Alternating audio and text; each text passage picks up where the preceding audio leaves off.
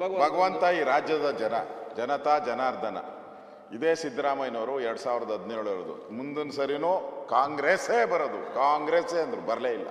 ಅವರು 136 ಇದ್ದಾರೆ. ಅವ್ರಿಗೇನೋ ಭಯ ಇರ್ಬೇಕು, ಸರ್ಕಾರ ಬಿದ್ದೋಗ್ಬಿಡುತ್ತೆ, ಯಾರ ನಾವು ಬಿಜೆಪಿ ಬಂದ್ಬಿಡ್ತಾರೆ.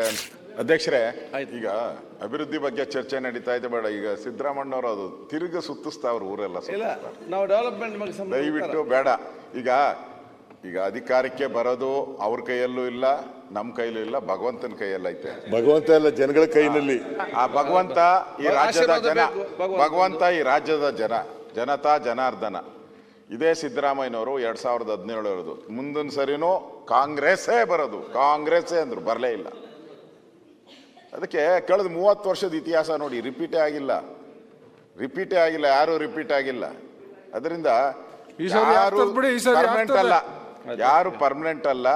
ಅವತ್ತಿನ ಸನ್ನಿವೇಶ, ಅವತ್ತಿನ ವಾತಾವರಣ, ಅವತ್ತಿನ ಜನಗಳ ಮೂಡು, ಅವತ್ತು ಜನಾರ್ದನ ಹೇಳಿದ್ರಲ್ಲ, MP ಎಲೆಕ್ಷನ್ನಲ್ಲೇ ಒಂಥರ ರಿಸಲ್ಟ್ ಬಂತು, MLA ಎಲೆಕ್ಷನಲ್ಲೇ ಒಂಥರ ರಿಸಲ್ಟ್ ಬಂತು.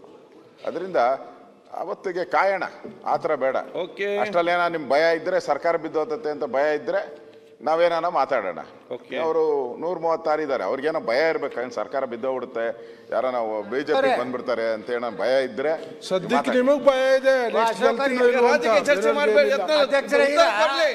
ಈಗ ಮುಖ್ಯಮಂತ್ರಿಗಳು ಹೇಳ್ಬೇಕು.